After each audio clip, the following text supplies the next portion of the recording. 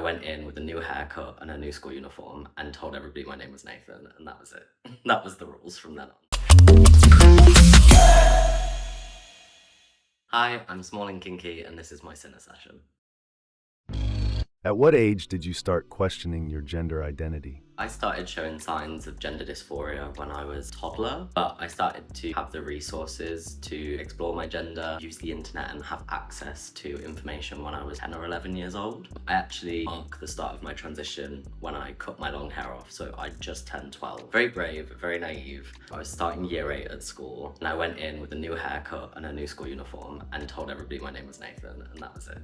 That was the rules from then on. How easy was it for you to express this, and how did you do it? I was a very boisterous child. I actually didn't really give the adults in my life much of a choice. It was a really difficult start to my journey. I was a very resilient kid. It's made me a very resilient adult. I became an educator at a very young age. I felt the need to be the most informed person. I spent a lot of time speaking to other trans people in the community, making connections on social media. Despite being quite young, they weren't necessarily like the safeguards that a kid would need in place, but I didn't have anybody else, so I just accessed as much information as possible.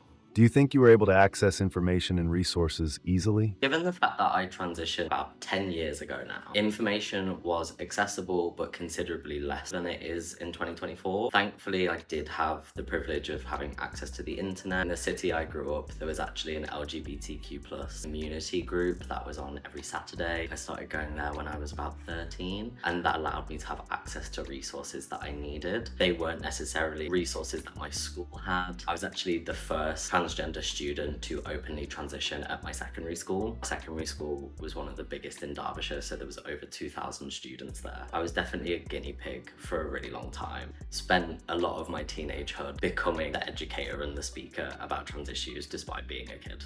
What was your coming out experience like? I feel like a lot of queer people can empathize, especially when you're trans. Your coming out experience doesn't just happen once. When I initially came out, that was really, really difficult. I have a very complicated relationship with my biological family. For quite a few years, they did really struggle with that. I was the victim of some pretty severe bullying, especially in my younger years at secondary school. And being the first out trans kid in my school, it was like they didn't know how to handle it. I don't think they really understood what transphobia was and how that could manifest in other people's behavior. It was very complicated for a really long time. I was a little bit abrasive as a kid. I didn't really stand for other people giving me shit for it, but I eventually got to a stage, especially when I actually had access to testosterone. I was prescribed testosterone just before my 16th birthday and actually started it just after I turned 16. And going through male puberty and having all of those changes happen, I gradually became very like cis passing as a man. And then naturally, if you're not clockable, which is an awful term to use, but if you're not, then you're obviously less likely to be a victim of like transphobic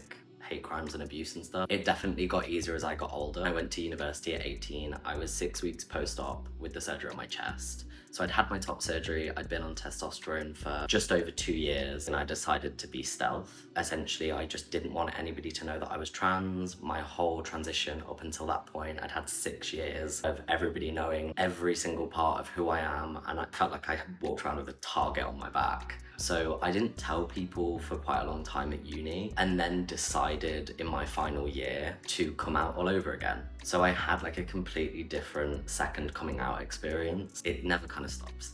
Trans people often lack support from their family.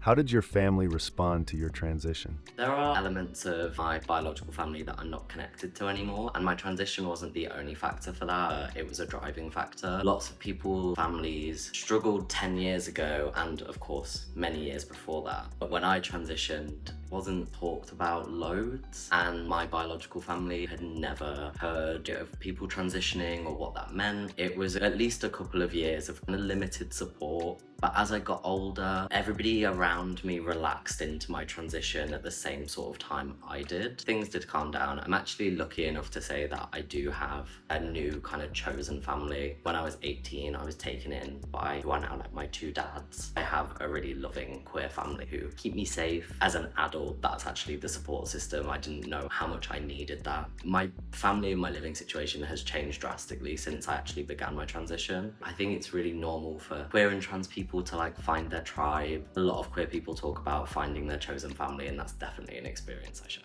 Is there a cost to transitioning in the UK? There absolutely is. I think, again, there's a lot of misinformation about how the NHS is putting all of this money towards people ruining themselves, that they're going to be regretful for the rest of their life. Fact is, I did access a lot of my medical transition on the NHS, and that is a resource I'm so incredibly grateful to have had. But because of the limited access and the extensive waiting times for gender affirming care on the NHS, a lot of people have to go privately because it is a matter of life or death. For a lot of people, the need to access gender affirming surgery, for example, is so severe that they would rather go into tens of thousands of pounds of debt for the rest of their life than wait 5, 6, 7 years on an NHS waiting time whilst they watch the government actively regress on trans rights in the UK. For me, I accessed my hormone blockers and my testosterone through the Tavistock Conforming Gender Clinic in Leeds. That was 100% NHS provided service. When I was 18, I had private top surgery with Dr. Miles Berry in London, which was a huge privilege to have been able to do. Financially, that surgery cost me £8,000. I know for a fact that it is closer to 10, 11, 12,000 pounds with that particular surgeon now. It's incredibly expensive for one surgery. I then remained with NHS Adult Gender Services from the age of 18. They did like a handover to an adult clinic for me. I still get my testosterone on the NHS. I just pay for my prescriptions like everybody else. February earlier this year, I was 21 and I had my hysterectomy. My hysterectomy was the last stage of my surgical transition. I don't have an interest in having full lower surgery, but a hysterectomy was really important for my gender dysphoria. I was very lucky. I waited about 3.5 years, which is actually significantly less than some other people. I had very little time to prepare for it. I got my surgery notice a week before they asked me to go into the hospital. That's what it is like on the NHS. It is super unpredictable. But thankfully, because of my gender affirming care as a child, my hysterectomy wasn't at the top of my priority list. So waiting a little bit longer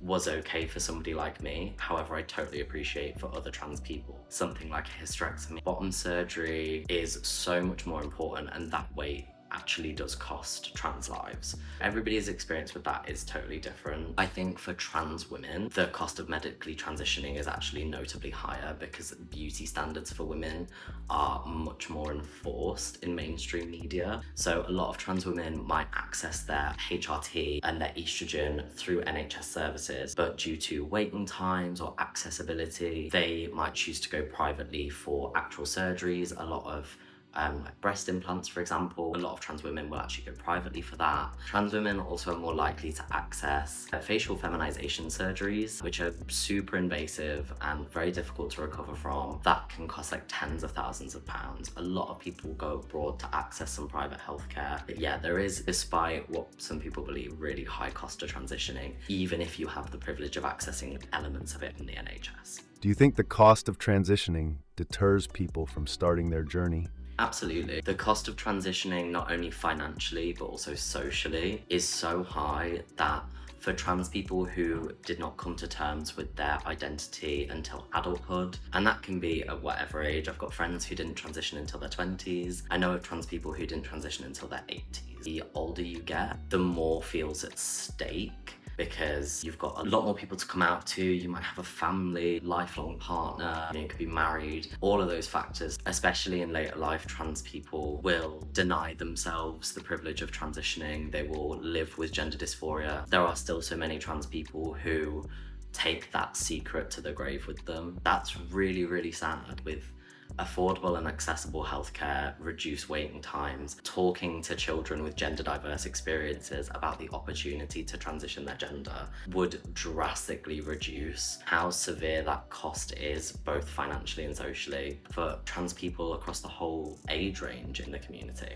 Do you think surgery is a vital part of transitioning? It's an interesting question because surgery was a vital part of transitioning for me. My experience with gender affirming care and medical care is one that is less heard of because I did transition as a child. I was really privileged and lucky enough to have the support of the Tavistock Gender Clinic, which isn't something the NHS provide anymore, but there are new services taking its place for young people, which is amazing. At the time I joined Tavistock when I was 13, they put me through years of very, very intense and interesting levels of like gender therapy. It was a safe space for me to talk about my gender dysphoria, my feelings about my body and puberty, because I had started puberty at that age. But after the first year I was with them, I accessed hormone blockers, and then I started testosterone when I was 16. And I think from my mid-teenhood I knew that surgery was going to be a vital part for me, particularly on my chest, because I had really intense chest dysphoria. But I will say surgery is not a vital part of transitioning for every trans person. Everybody's gender diverse experience is very much their own,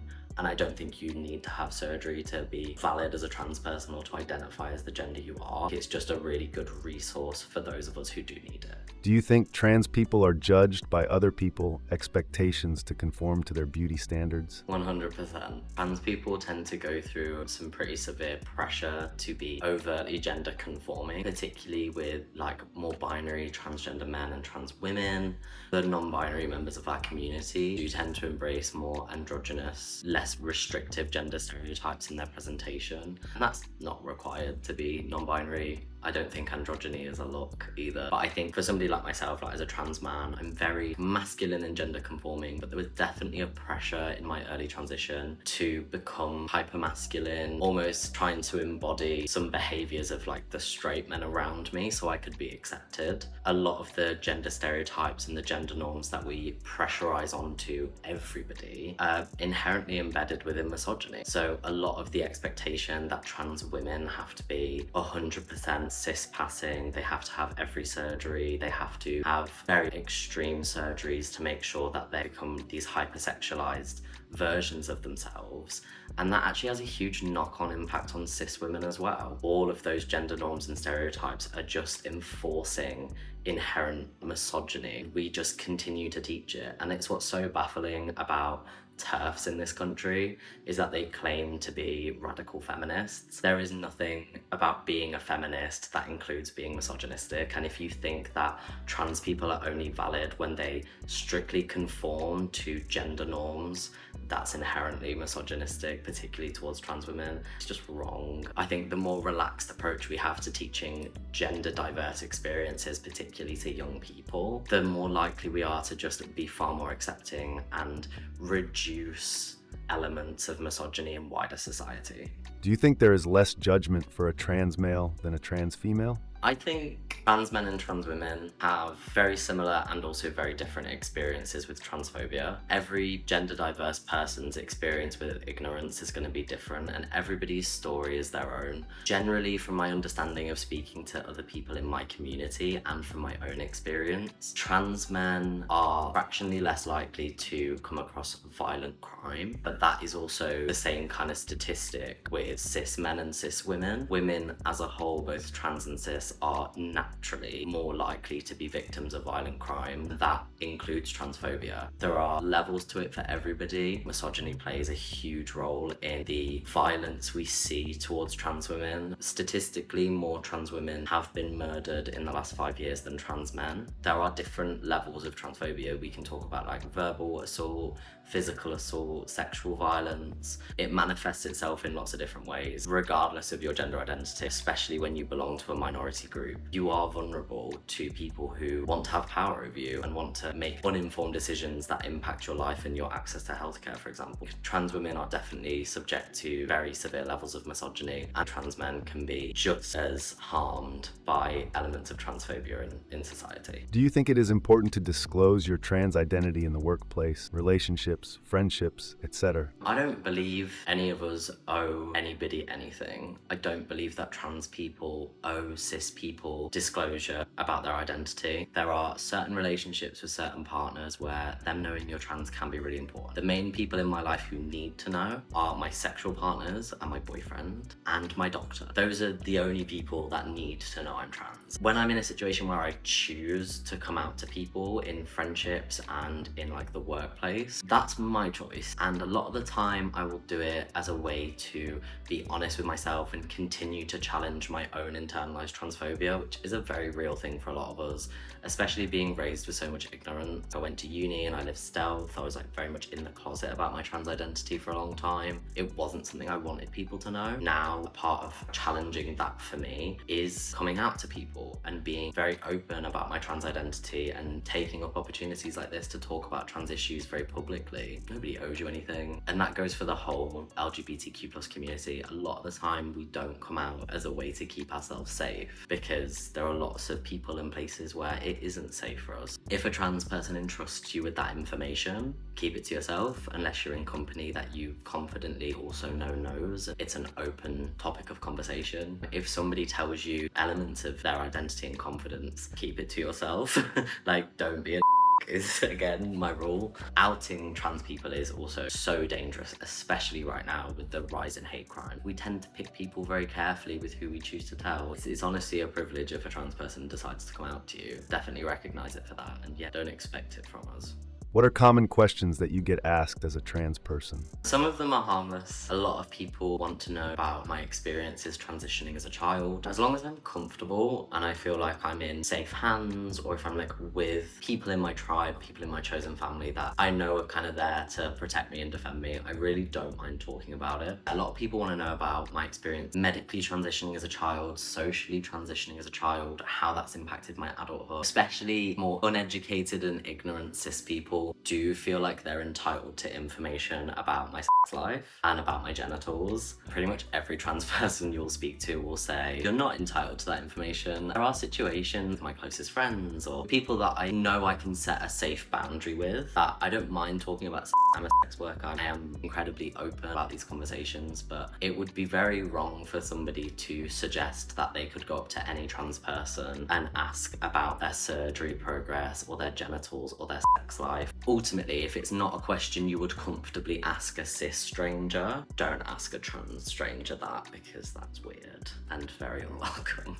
Do you think there's enough information and awareness around trans awareness and issues? The biggest problem with trans awareness now is there are endless amounts of whistleblowing and misinformation being spread across predominantly social media, and that's actually feeding into UK politics a lot right now. There are not enough politicians, healthcare professionals like Dr. Cass, for example, who released the Cass review. They're not talking to actual trans people. I would like our Prime Minister to sit down with actual trans people, talk to them about their experiences, about gender affirming care, and those of us who choose hormone replacement therapy and surgery, because the sheer amount of misinformation and this fear mongering that's really gripped a growing percentage of people in the UK. It's limiting our access to healthcare, vastly increasing transphobic hate crime, suicide rates amongst trans youth. It's actually terrifying to think how many trans people in our community we are losing that battle with because they don't have access to the support and healthcare that they need. As much as there is information out there, not enough of it is going through mainstream media, not enough of it is going through mainstream politics. Speak to actual trans people. Do you think the government is supportive of trans issues? I think certain members of parliament are incredibly supportive of trans issues, despite the fact that we've had 14 years of a Tory government. Now we have a new Labour government. They are not doing what they should and what they can for the trans community and for trans healthcare. A lot of you will have seen that West Streeting is trying to introduce a permanent ban on prescribing hormone blockers to trans youth. If that had happened to me 10 years ago, I can confidently say that I would not be here today. Puberty blockers provided breathing space and time for me. They are completely reversible. They are not a form of sterilization. That is factually untrue. I was given the option at multiple stages of my gender transition to freeze my eggs if I ever did want to reproduce a biological child in the future. It was a choice that I very confidently made when I was younger that I didn't want to do. I stand by that choice as an adult. I had no interest in carrying a baby. That was not something my gender dysphoria would allow for me. Being on puberty blockers for a number of years before accessing testosterone essentially just put my body on pause. It gave me the breathing space I needed, time to access more information and really understand the positive and somewhat negative consequences of going through hormone replacement therapy and attempting to permanently take that that away from trans people, particularly trans children, is not only incredibly backwards, and it was easier to do 10 years ago, despite how progressively thinking a lot of us now are. I do think it is a way to force transgender people to transition in their adulthood, where it is naturally so much more difficult. Allowing young trans people experiencing gender dysphoria to transition as children allows them to have a much easier adulthood. By the time I was an adult, I was a cis-passing man. Nobody looks at me twice on the street, and they haven't for a really long time. And that means that when I'm in a safe situation around people that I trust, I can comfortably come out as trans, but that's my choice. And forcing trans people to only have medical access as adults essentially eliminates not only the majority of your childhood that you live being notably more suicidal, suffering with severe mental health issues because of gender dysphoria, because of bullying. It takes away your teenage years, and then you have them all over again in your 20s if you're only just being able to access medical treatment. And actually, those factors and a lot of things that we feel gender dysphoria toward can be limited and minimized if we continue to prescribe hormone blockers to trans children. And that is a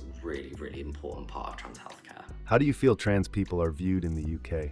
I have to remind myself that the majority of people are incredibly accepting, weirdly now more than ever, despite the conversations that we're having in media and politics regarding trans issues. It's a small percentage of people who do hold some pretty strong transphobic views. Some people are using it with a guise that it's feminism. All feminism has always been trans inclusive and always will be, but unfortunately there are a small portion of powerful people who are spreading a lot of misinformation that is altering people's honest perception of who we are as trans people. Especially as a kid, I was subject to adults in my life being actively transphobic and actively discriminating, and all I was a trans kid living his life, going through what every other secondary school kid went through, doing my GCSEs, going through friendships and relationships. All of it was very normal. It's really important that we remind people that trans people are the same as everybody else. We have a slightly more complex relationship with our healthcare, and we do have to make some pretty big decisions to make sure that we can live happy and fulfilling lives. But if you take away the access for us to be able to make those decisions, then you are actively harming one of the most marginalized groups in Western society right now. 2 in 5 trans people, 41%, have experienced a hate crime or incident because of their gender identity in the last 12 months. Why do you think that is? And does this statistic add fear to your daily life? I think the rising violent transphobic hate crimes are worrying. The transphobia in this country is on the rise. That does scare me, and I get scared for people in my community. I'm very scared for trans kids who desperately need access to healthcare and they're being denied it.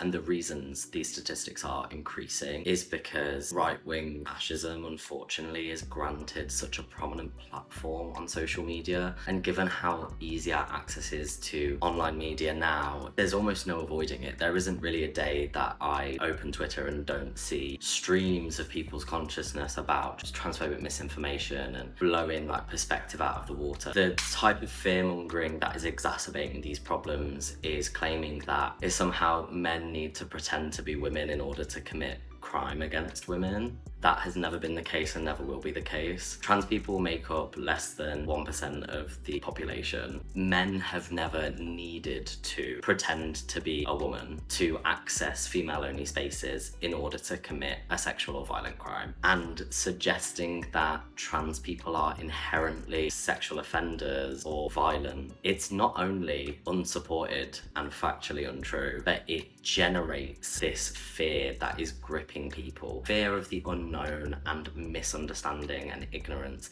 is the biggest driver for hate crime in any country in any part of the world. And unfortunately, right-wing media sources are using that as an opportunity, and powerful people with plenty of money have the resources to continue to bark on and express this misinformation. What's really scary is the amount of young people you do see being influenced by right-wing media. So many young men committing more violent crimes because of people like Andrew Tate on social media media, there are some pretty bad examples of some pretty awful people. In terms of government responsibility, it is a human right to have access to healthcare, to not live in fear because you live authentically as yourself. And as much as some people might not want to admit it, that includes trans people. I say to young people a lot that my story is an example of a trans person who lives a really normal, healthy, happy, creative life. I've got a partner who loves me, I've got a family who loves me, we've got 2 cats, I do what I love for work. My best friend says me being trans is the least interesting thing about me, and that's kind of the way it should be. I've had access to life-saving healthcare, and I just live authentically as myself. These are the examples of people's experiences that we need to share for people who are ignorant and people who are misinformed as a way to work past this current increase in transphobia and violent crimes. What has been the toughest part of your transitioning journey? The hardest part of my transition was when I was a child. The wait to access gender-affirming care was exhausting, crippling. I knew I was going through female puberty. That was incredibly difficult. My gender dysphoria was miles and miles worse. The waiting times when I transitioned, I thought were long. Trans people now are waiting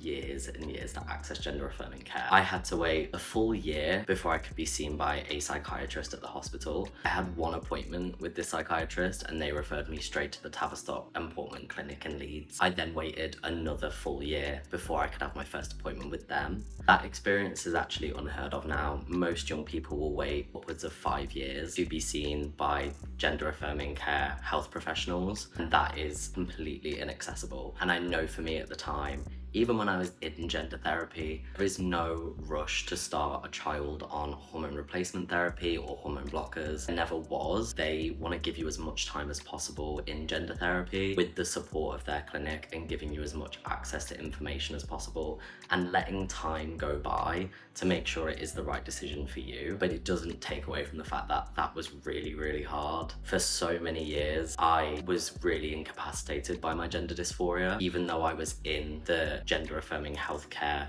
section of the NHS, because I was still waiting for testosterone, for example. I had to wait until I was 18 to have surgery on my chest, and waiting until young people are adults is not necessarily something I completely disagree with when it comes to life-changing surgery, but those years were very, very long for me. That wait in of itself was so challenging. So that was definitely the hardest part for me. Many trans people are forced to hide who they are, change how they dress, or drop out of university because of fear of discrimination. As someone who's been to university, how have you found that experience? I went to Leeds Arts University, and I think inherently being on a creative course, there was lots of neurodiverse, gender diverse, LGBTQ plus people. It did create a very safe and accepting environment for me to not only be open about being a queer man, but then eventually being a bit more honest about who I am and what was the driver behind my art practice, which a big part of that is being a trans man. I thankfully had a really positive experience, and I found that a lot of people at my uni really did kind of explore their gender. Lots of people came out during their time at uni. I think it's more common now than ever for people to leave home, go to uni or move cities for work or whatever, and more people, as soon as they find their tribes and their community, they go, oh, actually, I think I'm in a place where I can explore that. That doesn't detract from the fact that there are so many universities, courses, situations that are very kind of heterocentric and don't necessarily manifest the safe and accepting environment a more queer and creative-led space is more likely to do. I know there are plenty of trans people who will either move away again, drop out, change jobs, feel like they have to upstart their whole life simply because of either the fear or the evidence that transitioning in that environment is just not safe for them. It's a really sad reality, and it is actually something we weigh up constantly. All members of the LGBTQ plus community, we spend a lot of our time navigating what is safe for us, and a lot of that is actually now subconscious practice. I won't travel to countries that I know I'm not safe in. My partner and I do lots of research before we go away, making sure that we're in an environment where we're going to feel comfortable and that we don't have to hide ourselves. There are plenty of places in the UK that are very backwards and very ignorant and have very culturally embedded transphobia, homophobia, racism. It is still common. All minority groups do have to consider that. And it is nice to see that a lot of experiences for young people now, despite how less people going to uni because of the financial implication are more likely to find themselves, express and explore elements of gender diversity, sexuality. It's a really big way up, and I think it depends where you go. Definitely lots of factors that influence that for people. Is being an artist a form of escape for you? And if so, what are you escaping from? Escape's a really interesting word. My art practice is more about embrace than escaping. I found fine art and oil painting specifically in my A-levels at my secondary school. I was 16, I was doing fine art. I knew I really liked art, but I didn't necessarily have a path for my career. I was so undecided. I had no idea who I was going to be or what I was going to do, especially because my transition was taking up so much of my time and energy. Everything else in life just gets put on the back burner because you're focusing on staying alive, working towards a place where you're comfortable. I'll always be incredibly grateful for my art teachers. Art teachers and English teachers are like the savior for queer people. I started to explore elements of art history that weren't necessarily taught to me. A lot of queer art history is not officially reported. A lot of it is very, very white and straight washed. Did my own research and did my own reading and introduced my teachers to elements of queer art history, and they were incredibly supportive and they wanted me to embrace this sort of passion that I found. I spent the first few years learning how to paint, learning how to research. I became really passionate about education and academia, decided to go to university and built my business. The consistent factor with my painting is embracing every untold queer story throughout art history, every queer experience that is currently happening and that ever will happen. Really finding a place to love myself and love queer people, find a way to represent intimacy and vulnerability and and all of the things that are really restricted in education, particularly for queer people. I don't think I ever had anything you could class as queer education, and I definitely use my art as a way to stimulate that kind of conversation. So definitely embrace instead of escape. What advice would you give to someone who is thinking about transitioning? My advice to somebody who is thinking about exploring their gender would be talk to people in your community. If you're under 18, speak to your doctors and your healthcare providers, do lots of research on Google, see if your city provides any youth safe space for LGBTQ+ people. They are more common now than they've ever been, which is amazing. As a trans adult or somebody who is questioning their gender as an adult, speak to your loved ones if you feel it's an environment where you can. Obviously, be very, very careful of misleading information and misinformation that can be spread. Make sure you're researching through reputable sources. Charities like Stonewall and Mermaids, like they are founded by queer people for queer people, or by trans people for trans people. They're very safe spaces for you to ask questions, gain information. If you're trying to find people, like there's quite a few of us who do have quite prominent social media platforms. I know for most queer performers, if you're an adult and you're seeking advice, like send us a message, try and get in touch with us. A lot of us will happily speak to you and just help you find the resources that you need. If you have a loved one who is experiencing elements of potential gender dysphoria or is expressing a more gender diverse experience, get in the know. Get educated, speak to trans people, speak to gender diverse people, use Google. There are so many resources that are reputable, peer-reviewed and validated by multiple medical platforms all over the world. Make sure you don't resort to potential misinformation and ignorance because that might seem easier. Acceptance is a hard, long journey. It is for us and it is for the people that love us. Being in the know is the most important thing you can do. What are some of the day-to-day struggles you deal with? I'd say what I see on social media, the fear-mongering and the misinformation, it is scary. I do suffer with anxiety, and I do think when I see the increased rates of trans people being assaulted and murdered, the drastic rise in transphobic and homophobic hate crime as well, it is scary. It does make me really anxious. I am more anxious now to live authentically as a trans person, even at the very comfortable and confident state of my transition I'm at, than I was when I was a kid, because some opinions have really gone backwards. On a more kind of personal level, there are always going to be aspects of my gender dysphoria that live with me. My hips are still like a massive product of my gender dysphoria. Like my dysphoria shifted. I was so desperate for hormone blockers, and I was so desperate for testosterone, I was so desperate for top surgery, and as much as it has drastically decreased so many elements of my dysphoria, it kind of then focuses on something new, and right now it's my hips. It's really important for trans people in the early stages of their transition to know that. It might not ever fully go away, but that's okay. You know, you can still live a very happy and healthy life, but it is still something that you have to deal with. Has it been difficult navigating romantic relationships? I thought for so many years that it would be impossible. In my very young teenagehood, I was fed to believe by transphobic ignorance and a lot of adults in my life that if I decided to transition, I would be unlovable, that nobody would want to be with me, nobody would want to be intimate with me. Of course, there are lots of trans people, especially trans women, who will experience levels of transphobia and also just other people's preferences where they don't want to be with a trans person. I'm not saying that doesn't happen, but actually I've had a really privileged experience. All of my fear built it up to be like this massive thing. I turned 18, I went to uni, I started doing and I realised really quickly that for the majority of gay men, it isn't really a big deal. I completely respect that everybody has their preferences in the same way that you can have a preference about body type, body hair. Some people will have a preference about genitals, and I do not think that's inherently transphobic. I don't think that's a problem. I think potentially putting out a blanket statement that under no circumstance you would date any trans person, definitely it's on a bit of a knife edge where that can be promoting a level of ignorance that is incredibly transphobic. Be open to explore, but like the majority of people are. I was very much like a serial single boy. I first went to uni very much in like COVID time. I was doing a lot of solo until the second lockdown restrictions were released and I started filming with some quite big names in the work community, and I had a camera, had really good casual sex, didn't really encounter much transphobia or any at all really in terms of like sexual preference and finding sexual partners. I met my boyfriend in January of 2023. He is a cis man. He had never been with a trans man before. It just was never a factor for him. It was never something that he really blinked at. There was a huge learning curve for both of us, and I also think that's the same with any sexual partner.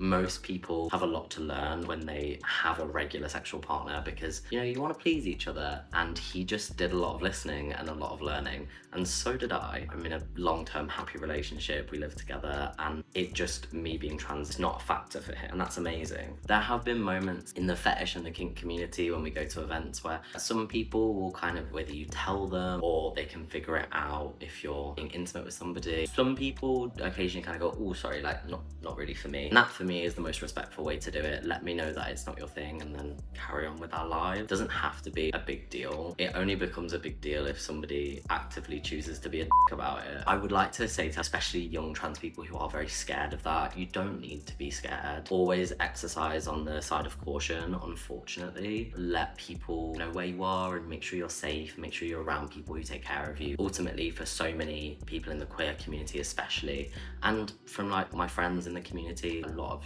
straight cis women have absolutely no issue being with trans men. A lot of people are very relaxed about it, and again, if you've got a siding preference, like that's totally fine. Just my number one rule in life, just don't be a dick. How did you get into porn? I was 18 in my first year of university and we were going through our second national lockdown. I wasn't in a position where I received financial support from home. I very much moved up to Leeds to start my degree. It was very much just kind of like me on my own 2 feet. There wasn't really working opportunities because of lockdown, and my student loan only kind of stretched so far, especially when paying like student accommodation rent prices. There was another girl I went to uni with who lived in the same flat as me in first year, and she had no hands. She seemed like just super liberated, and she was like, it's just kind of like extra pocket money. And I'd thought about it for a while, and I was like, maybe this could be something that I could get into. It was also a driver for me to have a better relationship with my body, especially as I was post-top surgery. I hadn't really explored much of myself or seen much of myself naked for a long time because my gender dysphoria kind of prohibited that. So I started filming solo content. I set up my platform on Twitter and it just kind of blew up. I started to get quite a lot of traction, and then I started filming with other creators who I'm so grateful for. I had so many amazing first experiences with men who were very experienced in sex work and in filming, and that gave me a sense of comfort when doing it, and I've just carried it on since. Trans porn has moved into mainstream porn. Why do you think that is? It's incredible to see that more and more trans stars, sex workers and content creators are being in mainstream adult content and also mainstream social media. There are more openly and comfortable queer people than ever, and we are known to seek each other out, and people are using social media, whether it's to access adult content or not. We do seek out queer content creators. As a trans person in my experience, I mean, I've been doing this for about 4 years now. It has drastically increased in the last 2. It's incredible to see more of us understanding that we are very accepted by other queer people. I've never had a transphobic incident when filming for work, which is amazing. I've almost entirely filmed with cis male creators simply due to like accessibility, just like personal preferences as well. I've been a lot of cis gay men's like first trans guy, which is also an experience a lot of people are very open to having, which I think is great. Acknowledging that gender is just not as binary and doesn't have to be as binary as we've always been taught it is, has greater impacts in lots of different nooks of society, and is one of them. Trans people are finding their voice. We are finding our place in all areas, and that includes sexually. It's such a strange myth or perception to suggest that trans people don't enjoy sex. We absolutely do. We find ways to minimize our gender dysphoria so sex can be enjoyable. A lot of us are at a place in our transitions and a place with our dysphoria and our self-confidence where accessing and sexual intimacy is really normal for us. Lots of people want to access our porn. Trans being one of the most searched categories in 2023 was such a huge deal for us because regardless of what ignorance there might be out there, a lot of people are interested, or a lot of people do find it hot. More and more of us know that now, so we do feel like we have a place for it. Do you think trans people are fetishized? Yes, trans people are fetishized. It's very common. I'd say it's particularly common for trans women, as trans women have actually been in mainstream porn for a lot longer than trans men have. Statistically, it's like a greater level of fetishization for trans women, but as a trans man, and for all of my kind of co-stars who are trans men, we do find it a lot. I think there's a balance. As somebody who releases their like a paid basis, I don't mind in a sense, because all of my fans paying to access my content, their personal driver for it isn't my problem, doesn't really need to be my problem. I think it becomes an issue when fetishizing us takes away from the fact that we are humans and we are people. And I think queer people are victim to that a lot, because the kind of homophobia that was spouted during the AIDS crisis in the 1980s, it was very much a depiction that as a community we're hypersexualized and we're a danger to vulnerable children. All of this gross misinformation that's just simply not true. We are beings who have a sexual side if we so choose. Any kind of queer identity, particularly trans people with trans bodies, it's a fine line between being fetishized and making sure that fans are paying for your porn, and ultimately that supports my livelihood and my income, but also making sure that that doesn't detract from who I am as a person, the fact that I am a person, I have feelings, I have life experiences, all of those kind of elements that any other person does, and that shouldn't impact my human rights and my medical rights. It's a bit of a knife edge. Why is trans pride important? Trans pride, as not only a celebration but also a protest, is not only so important for members of our community to feel safe, protected, the entire LGBTQ+ community and our allies, especially right now fighting for our rights, but it's also a chance to show the world, like London Trans Pride and Brighton Trans Pride are huge in this country. Brighton Trans Pride this year had 40,000 people attend, which is 10,000 more than 2023. It's one of the largest events on record for trans people. That proves every big and powerful ignorant TERF and person who wants to spout transphobia in the media that the majority of people support us, understand us, or want to understand us. Trans Pride as a standalone event, it's a form of protest in of itself. We do deal with a lot of internalized transphobia, not only from cis people, but also unfortunately in our wider LGBTQ+ community. And the best way to tackle that is protest in Pride and write letters to your MP and kind of enforce the fact that we are a community and all of us deserve access to healthcare, publicity, being able to live authentically as yourself. And Pride is a huge part of that for everybody in our community. It's such an interesting conversation when people want to claim about there being straight pride, for example. The argument for us all boils down to there is nowhere in the world it is illegal for you to be straight. That's why you don't need a pride for yourself. For trans people and for queer people, there are several places in the world that it is not safe to be authentically ourselves. There are parts of this country where it is not safe for us to be authentically ourselves, and that's what pride serves. What does trans allyship look like? For me, trans allyship, it's a number of things, but the biggest and most important thing I feel is what you say when trans people aren't in the room. As a cis person trying to be a trans ally to your loved one, your friend, family, in whatever way we fit into your life, or even if you just want to be an ally without any immediate trans people close to you, the biggest thing you can do for us is stand up for us in a room we're not invited in. So when potentially other misinformed or actively ignorant people share some bigoted or questionable views about trans rights, be present in that room and stand up for trans people, stand up for the trans people you love, stand up for the trans people you know.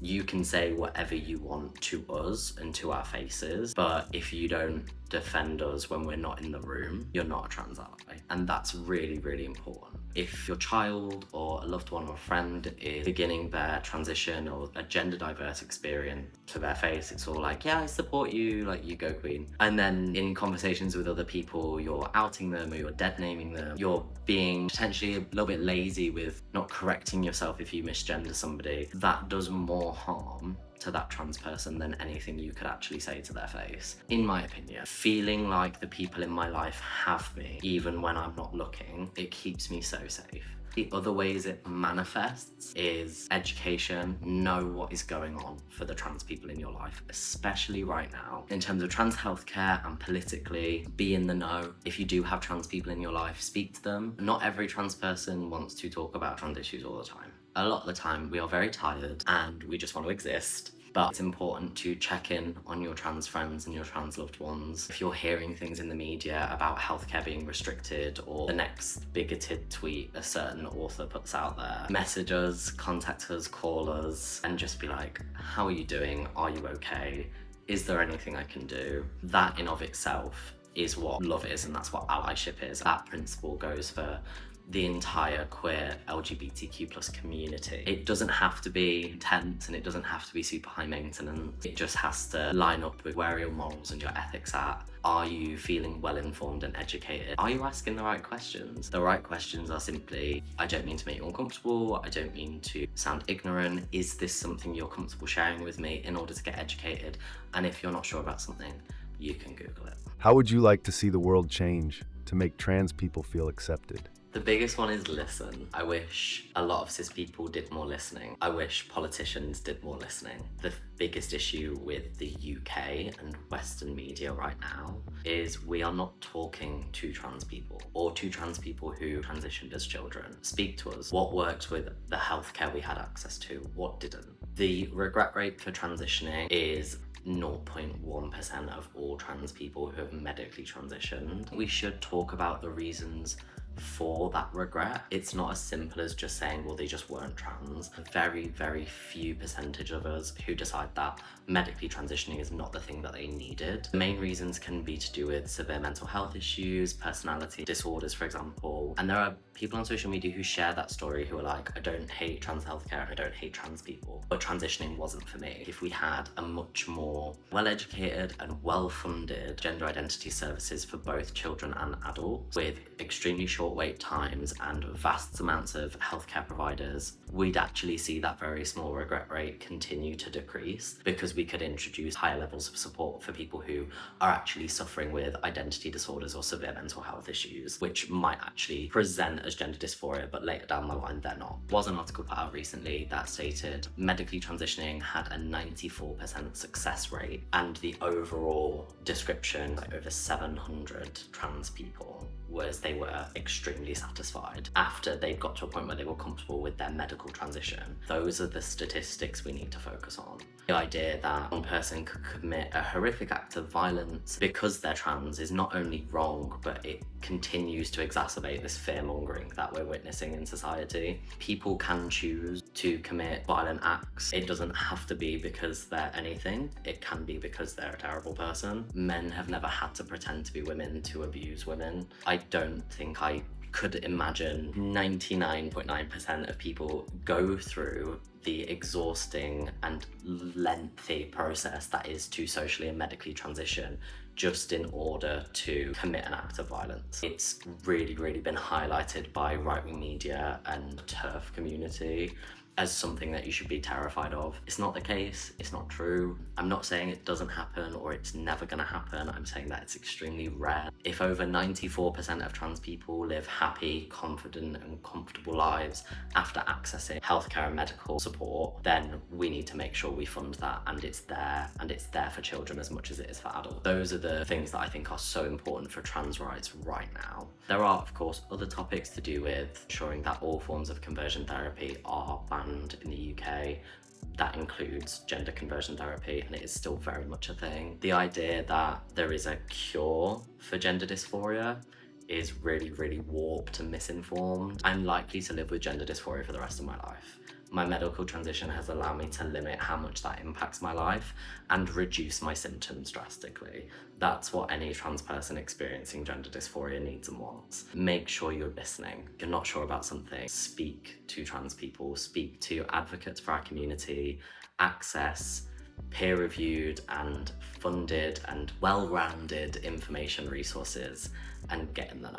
What is dead naming, and how does it affect trans people? Dead naming is essentially using a trans person's former or old name in an environment or in a situation where that isn't something they choose to use anymore. For example, lots of trans people change their name as a signal and a sign that they are beginning their gender affirming or gender diverse experience, and they no longer want to be associated with what is normally quite like a gender stereotypical name, or it reminds them of elements of their gender dysphoria that they like to leave behind. Not all trans people do decide to change their name. Some shorten their given name, or they keep it because some names are inherently unisex. The majority of trans people, we do pick a new name. When a trans person expresses new name and new pronouns to you, it's not only important that you respect it in front of them, it's so important that you respect it away from them. It comes back to that topic of allyship. Dead naming a trans person can not only signal to other ignorant people that that is an okay thing to do, or that's something that they could get away with, it also can be a huge catalyst for transphobic hate crime rising, somebody using it as ammunition against a trans person. It can snowball into lots of other bigger issues in terms of well-being. It has a massive impact on trans people's gender dysphoria, and it can make us extremely uncomfortable. And that's at the very least of it. Dead naming is definitely something to avoid. If you're not sure a trans acquaintance or family member or friend has definitively changed their name, is going by a different name or is going by different pronouns, just ask them. Every trans person I've ever spoken to or seen be representative of trans conversation on social media, all of us are more than happy to be like, yeah, this is my name and these are my pronouns. I'd advise probably don't go out of your way to ask trans people what their dead name is. It's not something I share with anybody. It's not something I feel is relevant. Some trans people might be comfortable with it, but I would suggest don't assume that. Don't assume you know best, because the chances are that trans person has their preferences, and being a decent human means that you're going to respect those preferences. What has been the highlight of your transitioning journey? There is one broad overarching highlight, that is being connected to my community. It's taken a really long time. I now live in Manchester, a hub of incredible queer people who are very trans inclusive. The friends I have made in my life, my boyfriend, my adopted parent, these are all people that come from my queer community. It is something that I am beyond grateful for. My queer and trans community make me feel so protected. They keep me educated, well informed. As a rule, we support each other, and that for me, always having a consistent thread of a group of people that you know are there to support you, to listen to you and educate you, is a genuine privilege, and I wouldn't change that for anything. If you want to see more of me, you can find me at Smallnkinky on all my social media platforms.